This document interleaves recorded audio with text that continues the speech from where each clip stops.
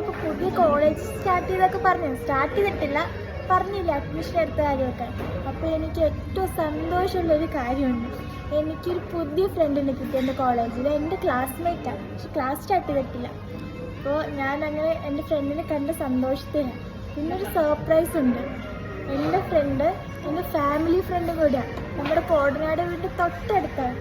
കാണട്ടെ, ഇതാണ് ദേവിക. ഹായ് പറ. ഹായ്.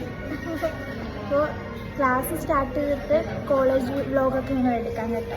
ഞാൻ ദേവികയുടെ കൂടെ ദേവിയുടെ കസിൻസ് ഉണ്ട്, നന്ദന ആൻഡ് ഡോണ.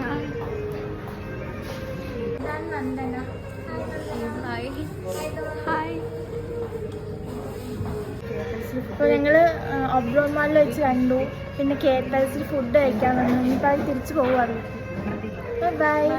ഭയങ്കര സന്തോഷമായി.